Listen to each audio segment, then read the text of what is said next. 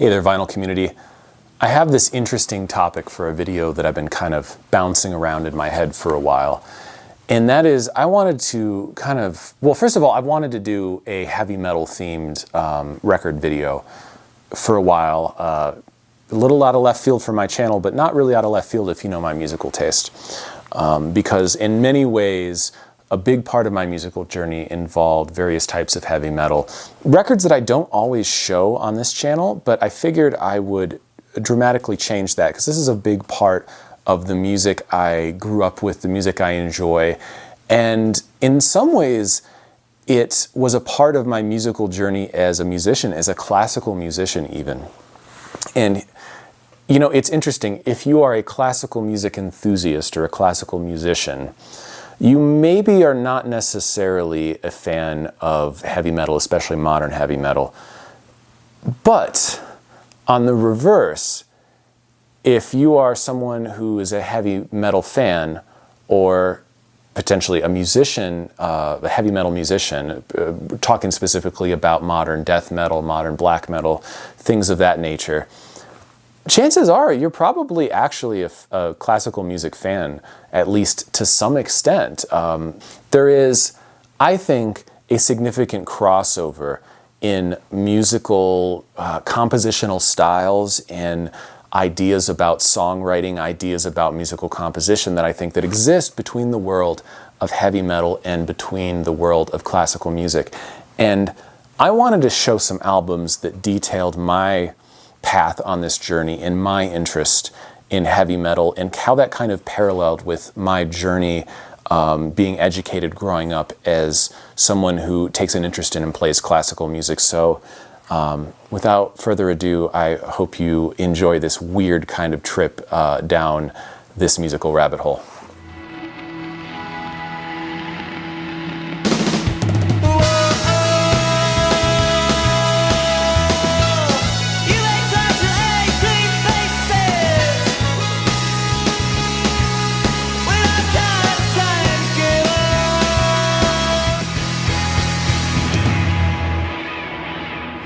When I was growing up, I want to say early into my high school days, I was very interested in a few different types of heavy music, but it was the more commercially available heavy music out there. So we're talking about, I mean, what was big in the early 2000s, this was in my sixth grade, middle school years, but the early 2000s, it was nu metal. So bands like Linkin Park, Deftones, Korn were very big. I liked some of that, of course, and then kind of the was it second wave emo that we consider this stuff? Kind of the mall wave of emo, post-hardcore. Bands like Seosin, Thursday, Chiodos, stuff like that. That definitely had heavy elements in it. But at this time, you know, my musical taste was expanding in different directions, and I was also listening to a lot of progressive rock. It was around mid-high school when I was probably 14, 15, 16 that I was starting to get into bands like King Crimson, Dream Theater, stuff like that. Stuff that was involved songs that were, the Mars Volta were a big one. These were bands that were very much interested in composing longer songs that didn't necessarily have a verse-chorus-verse format. The instrumental abilities of musicians in these bands were of a skill level that is as good as any classically trained instrumentalist. The song structures were complex. The technique used to play them was intricate.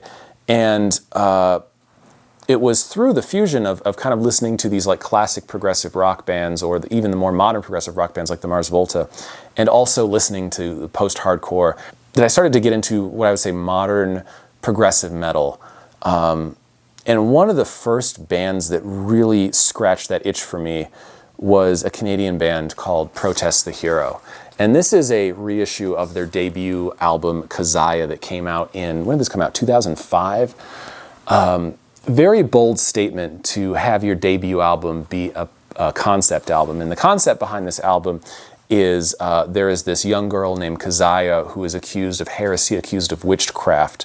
And all the various songs in this album are songs that are narrated from the perspective of people involved in sentencing her and executing her. There's one told by the prison guard, by the priest, almost like a Rashomon. kind of way of storytelling. This is a really interesting album because this band, this Canadian band, Protest the Hero, were not always a metal band. They started out as a skate punk band when they were teenagers, and they were like child prodigy musicians. And their last EP before this album, you started to hear the progressive metal influences they were building towards. The skate punk was going away. They were becoming more metalheads. They were growing out their hair. And then you had some lyrics that started to be written by their bass player, Arif Mirdolbagi. I think I'm saying that right. This guy, while he was in the band, he wrote a lot of the lyrics for Protest the Hero, not their vocalist, Rody Walker. I love the vocals on this album. But Arif was the one that wrote the lyrics, and he's like obsessed with classic literature. He left the band to go be a playwright. So that tells you where his mind was at when he was writing the lyrics for this album. But everything, the dual lead guitars on this album are so fresh and inventive. It still has a little bit of that punk energy and that punk sensibility, but it's a crushingly beautiful, inventive, progressive metal album, mostly clean vocals. This was still, I would say the vocals were still able to appeal to me as someone that mostly listened to sung vocals, clean vocals, and reminded me more of the post-hardcore bands I'd listened to that have a little bit of screaming in them, but not that much.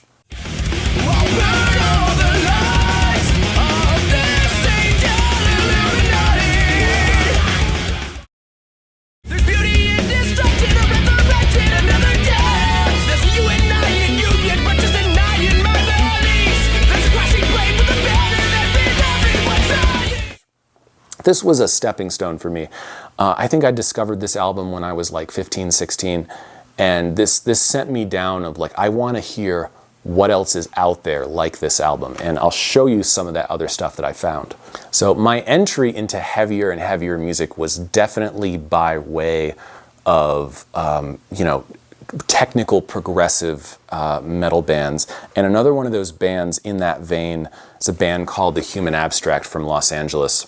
And this debut album, Nocturne, by them, is, I will sometimes, like driving with friends to a gig in the car, other classical musicians, I will play them. I'm like, especially if they're string players, I'm like, this is like heavy metal Paganini. It's the guitarist in this, AJ Minette, is a classically trained guitarist, and there's no surprise on that. The guitar riffs on this have a classical structure. There's actually snippets and little bits of actual nylon string classical guitar in this album, but this pummeling, aggressive, almost metalcore sound. I mean, some of the standout tracks on this album, Mea Culpa, Vela, Together We Await the Storm, Crossing the Rubicon, have metal guitar riffs that I don't think have ever been topped. It's just very, very inventive writing and played masterfully. And like both this and Kezia are from that era where it wasn't quite so clipped together and quantized. You could tell it was like some of this music was really laid down in the studio. It sounds immediate and live. And I also really like Nathan Ellis's vocals on this. He does a great contrast. He's able to blend his clean singing and his screaming really well. This was another album that kind of pushed me to accept unclean vocals in what I was listening to. And man, if you love like the Paganini or some of the very intricate like Prokofiev piano stuff, you're gonna find a lot of that musical quality in the songwriting of this album. The vocals might be a little much for you, but that's going to be a theme of this. Is I think a lot of music is almost hobbled by the vocals because the vocals are the center of the show. The vocal melodies are the standout melodies. When instruments like the guitar, especially if you have two guitarists or keyboards or something, can provide a lot more dynamic ability, can provide a lot more melodic agility, to be that lead line. And so part of my journey in discovering some of this music was realizing, wait a second, I can listen to things other than the vocals, and the vocals can be an effect, and the vocals can be can provide emotional levity. But a lot of the music I'm listening to is in the instrumentals, and this was a big album in showing me that. They are rushing into a world inside, standing between it.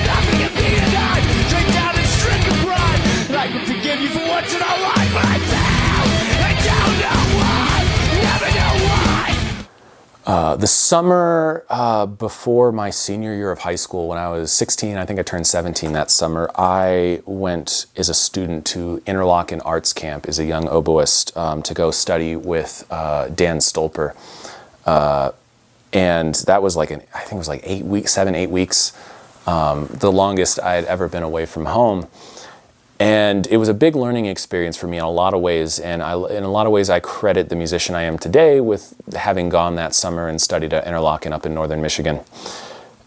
But another interesting thing about that summer camp was that my cabin counselor at that camp was a young college music student. I think his name was Josh, and he was a big metalhead. He was a saxophonist, but he was a big metalhead. And at the end of the summer, he ripped me a ton of CDs from his like iTunes library of all this different heavy metal I should check out. And back then, I was dipping my toes a little bit into heavy metal, but it was I wasn't fully immersed yet. I wasn't fully on board with the death growls and all the harsh vocals that a lot of this metal had.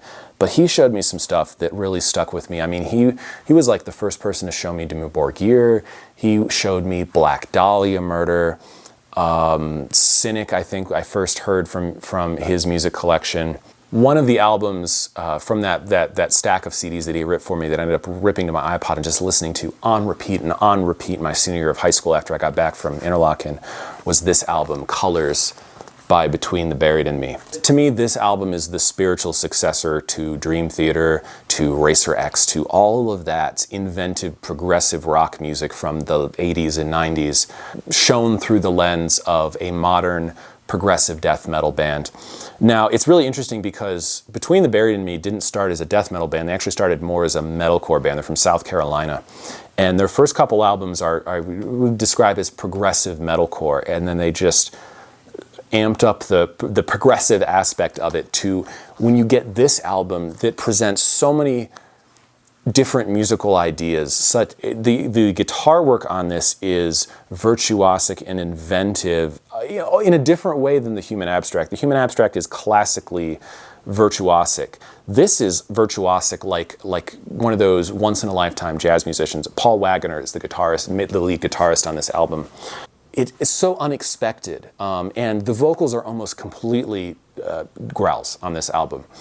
And that was a big step for me, was listening to this, but the guitar lines were so rich and so good. The song that really did it for me, I will say off this album, and it's still the one I come back to the most, is Ants of the Sky. Ants of the Sky on this album, the sweeping guitar, they're literally guitar sweeps, the technique on guitar.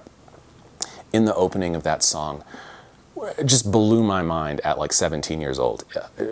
It opened up a whole new world for me. That album, or that song, White Walls off this album is just the perfect cap on the end of it. It's kind of a through-composed album, a double album. And if you're gonna listen to this, if you can, try to listen to the original version. I really don't like the way this was remixed. It was remixed or remastered a couple years ago, and they basically changed all the drum triggers on it and made them all sound the same with all their albums. And I'm not the biggest fan of it. I like the original production a little bit better. This is that original mix. It's from before when they remixed it. But Colors by Between the Buried and Me is just, I think, a remarkable achievement in progressive metal.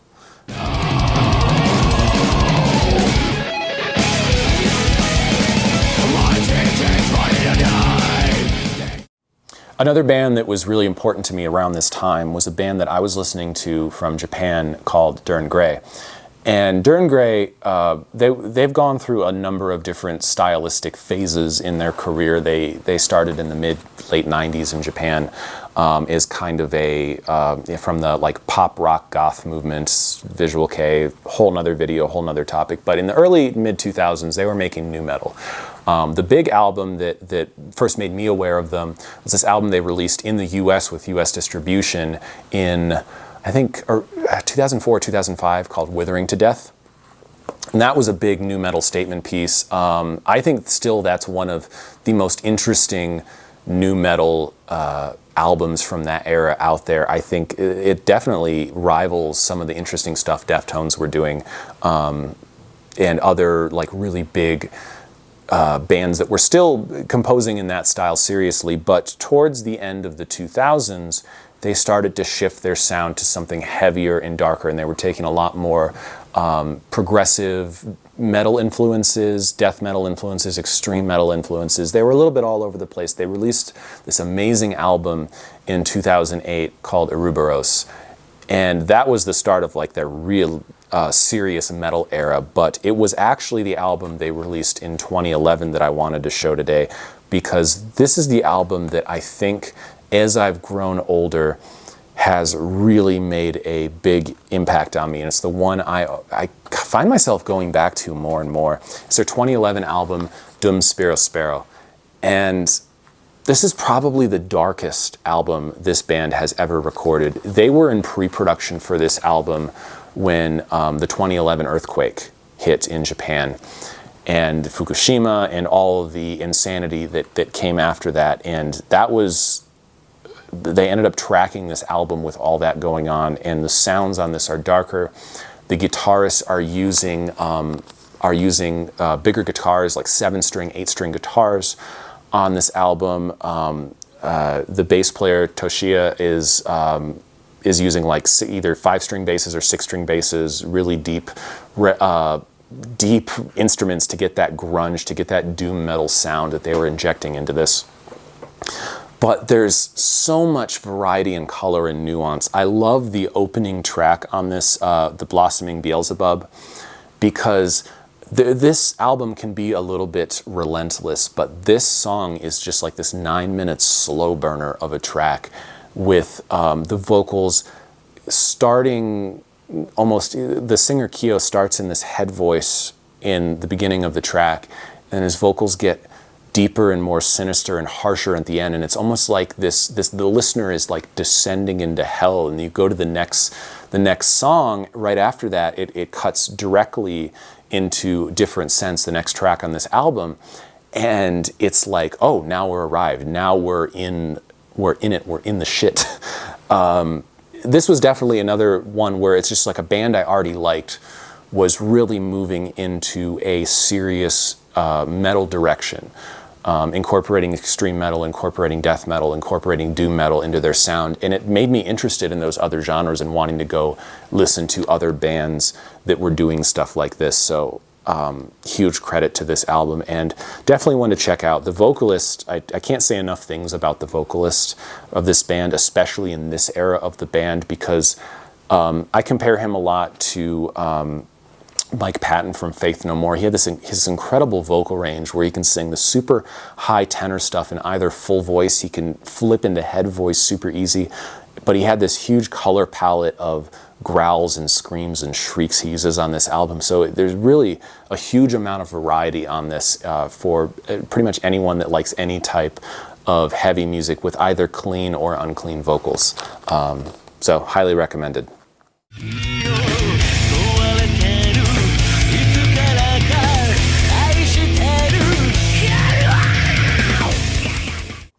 Another band album that comes to mind from this era, especially when I was really getting into Between the Buried and Me, was this British band I discovered called Tesseract. And for everyone that's been kind of waiting for a band that did absolutely pretty much no harsh vocals, maybe occasional harsh vocals, and really leaning towards a more melodic, beautiful sound, this is probably the band for you. This is their 2013 album, Altered State. And this is a band I discovered, I think it's because I had listened to the previous band of the vocalist of this band, Daniel Tompkins. He was in a post-hardcore band in the late 2000s called First Signs of Frost. I remember discovering that album, and then I heard about this new band he was doing called Tesseract. And he's actually not the one singing on this album. This album is the only one that features a vocalist named Ash O'Hara. He has a fantastic performance on this. I also really like the stuff they've done with Daniel Tompkins. I'm still a fan of Daniel Tompkins as a vocalist. But to me, this is the album that is my favorite Tesseract album. And Tesseract were this band that really came at the time where this musical style called djent was getting big, and some people might know what djent means. I would imagine my average audience member that is watching this doesn't necessarily know what djent is. It's spelled with a DJ. Djent, it describes kind of a style of progressive heavy metal where it's oftentimes mixed meter, but oftentimes it involves like repeated ostinato, like a low guitar chug that is rhythmic, and the mixed meter and the rhythmic low guitar chug can be putting in various different rhythmic accents to make you feel it in one time or another. But you know, I think one of the original bands to do this really well was Meshuggah. But Tesseract took the kind of djent metal style that was emerging kind of at the turn of the 2010s, and they interlaced it with really beautiful soaring like tenor vocals, lots of beautiful slow-moving guitar licks. This is really an album that I would describe as a beautiful metal album. It's very rhythmic still because it is in that djent style. But I really loved listening to, especially you listen to the instrumental churn underneath these kind of like long, slow, soaring vocals from either Daniel Tompkins or Ash O'Hara, depending on the album, but on this album, Ash. It's really fun to listen to because you've got this very moving melodic line that almost reminds me of a melody from Schubert or Schumann moving across, and then you have this incredibly intense rhythmic accompaniment going on in the bass and the drums and in the low guitars. A really interesting combination that I think of all the bands to experiment with that style, I think Tesseract have done and continue to do it the best. And Altered State is a really cool kind of heady concept album that exemplifies this style. It's structured into 4 different parts of matter, of mind, of reality, and of energy. I come back to this, and it's been a while since I listened to it, but I listened to this again when I pulled this out for this video, and it still brought a smile to my face.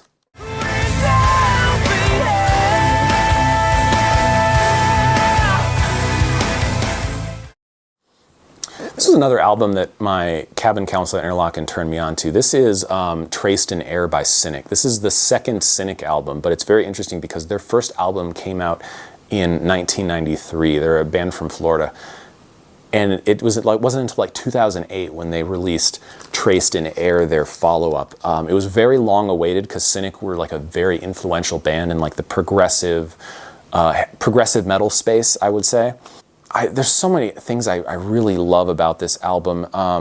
I love that oftentimes on this album there are unison death metal growls and like this high-pitched sung vocals, and they're singing and they're sounding in unison, while this really noodly melodic line in the guitars goes on underneath. I found that when I first heard it really fascinating and beautiful.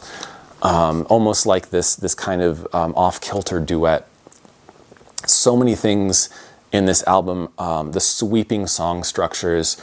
This really exemplifies, I think, progressive metal at its best. And this is another one of those albums that I feel like, along with Between the Buried and Me, this is a successor to some of the stuff from the 80s and 90s, like Dream Theater and things like that. This is really a forward-thinking metal album. A million times.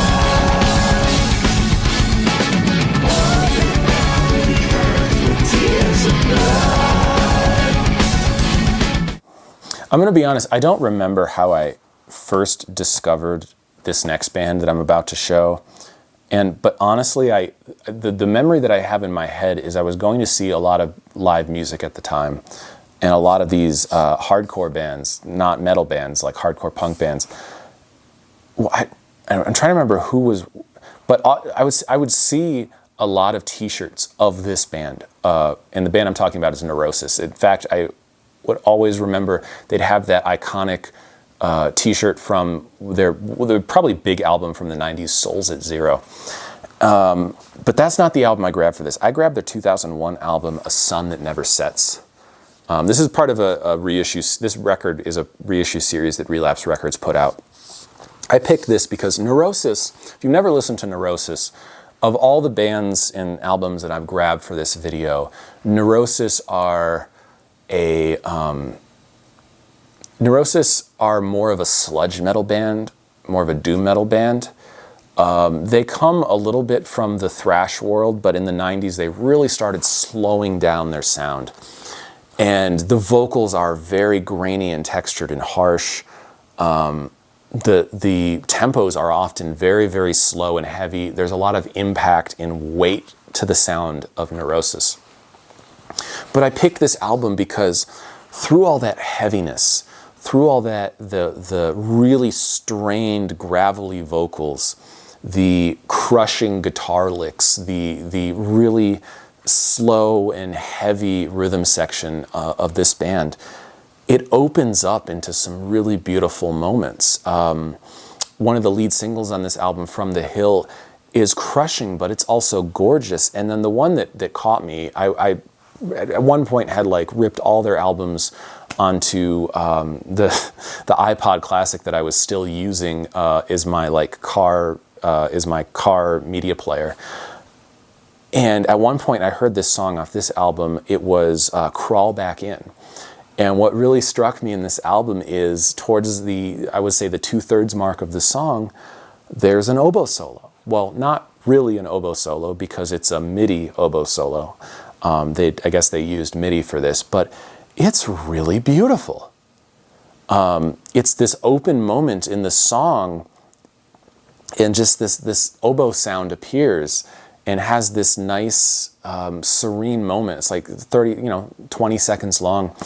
And I'm a little bit sad that when they recorded this, they didn't actually find a real oboe player to use on the record. They used MIDI. It's very obviously MIDI. If for some reason Neurosis ever see this and they're touring and they want me to come on stage and play the oboe part in Crawl Back In, I'll do it for free. Give me a backstage pass. I'll bring my oboe and I will walk on for 20 seconds and play that tune and walk off and you'll have a real oboe player on that track finally instead of a MIDI synth keyboard sample. Please, Neurosis, hit me up. Send me an email. This is a gorgeous album, and probably, I know Souls at Zero is like their big magnum opus record that really launched them onto the scene. This is the personal favorite of mine. It's on the Never Sets. Yeah. I've been watching.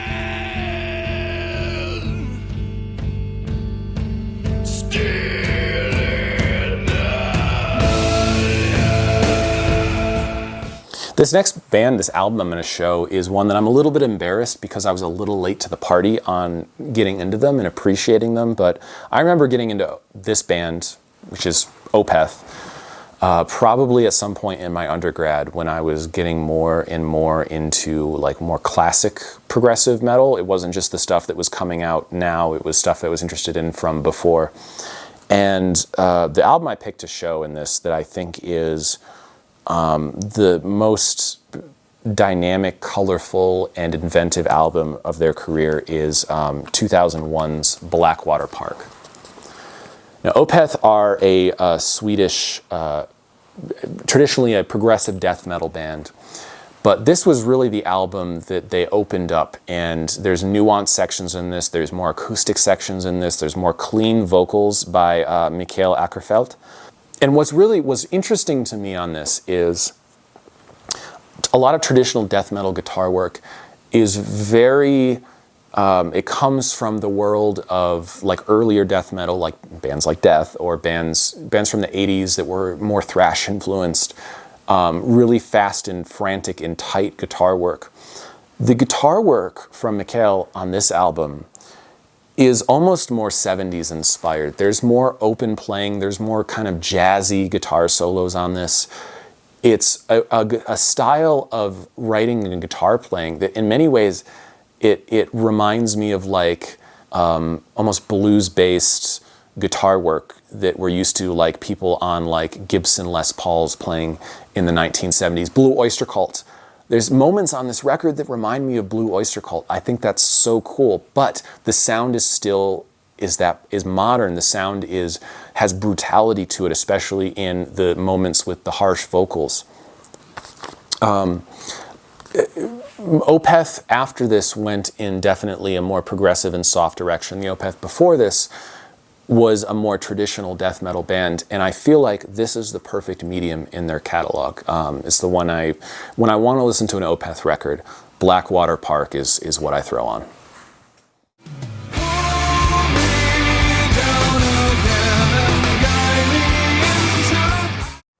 So I think this is probably a good stopping place in this.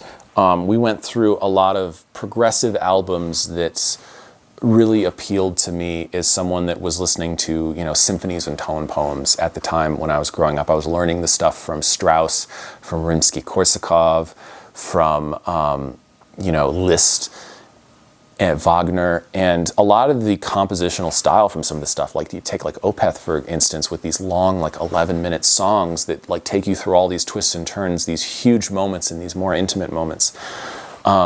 The dynamics and the color from songs like that, from compositions like that, to me, the link between that and like the orchestral music I was studying, the orchestral music I was learning and becoming acquainted with, it was a natural connection. But that just further grew my interest in heavy metal, and especially like modern heavy metal, extreme metal, death metal, things like that. And I'm going to cut it here and save the rest for part 2, because we're going to get into more like tech death, extreme metal, and I'm even going to talk a little bit about black metal, one of the most contentious genres of all the various metal icebergs, subgenres, whatever. But I'm going to leave it now because this video is getting a little bit long, and I will see you all in part 2. Cheers.